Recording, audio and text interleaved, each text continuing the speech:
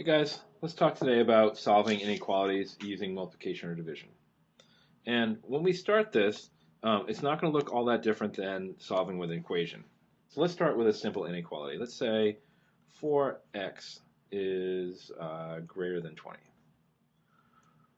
Well, if we were to go about doing this like we would with a normal equation, we would divide both sides by 4. And we would know that 4 divided by 4 is 1x, or just x, and 20 divided by 4 is 5. If we were to put the sign here and then check our work, let's see if this works. Is it true that 4 times some number bigger than 5, let's say 6, is greater than 20? Well, yeah. 4 times 6 is 24, and that is therefore indeed bigger than 20. So this works. Now, it changes slightly when we have a negative sign next to the variable. So let's start with an equation, sorry I keep calling it an equation, but an inequality that has a negative sign. Let's say negative 3 is less than or equal to, negative 3x is less than or equal to 9. We can go about doing it the same way we just did it before. Divide both sides by negative 3. Negative 3 divided by negative 3 is just 1, or just x. And 9 divided by negative 3 is negative 3. Let's see what would happen if we just left the sign as is. And we'll go over here and I'll change the color for a second. Well, the original equation said negative 3 times x is less than or equal to 9. And now if I were to go in and put a number that is less than negative 3, well, a number that's less than negative 3, why don't we just use, why don't we just say negative 4, because that's smaller than negative 3, right? And negative 3 times negative 4 is 12. Is it true that 12 is less than or equal to 9? No, it is not. What we needed to do over here is that this sign, when you end up having to divide or subtract, or divide or multiply a negative out of the variable, this sign here has to change. And I'm going to just erase this and show you. So we started with less than or equal to sign up here, right?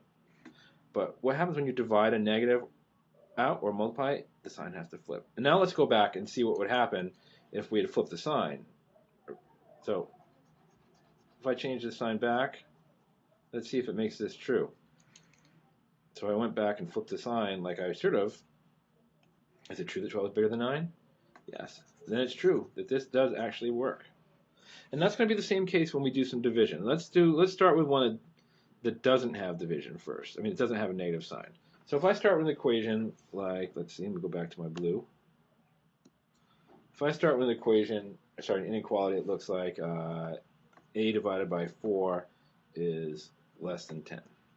We should be fairly comfortable with this now and know that we have to multiply both sides by 4, which leaves us with just 1a is less than 40.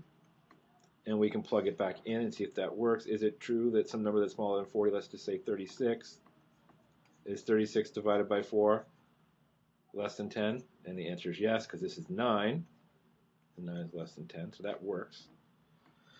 Now, if we were to make the similar kind of problem with a negative sign, let's say a over negative 2 is greater than or equal to, let's say, 5. Again, we know that we have to multiply both sides by negative 2. And these cancel out, right? Because negative 2 divided by negative 2 is just 1, or 1a. And I'm going to leave that sign blank for a second, but this is going to be negative 10. And I just told you above that we're going to have to flip this sign, but let's see what would happen if I didn't flip the sign. We know that this should be actually a is less than or equal to negative 10.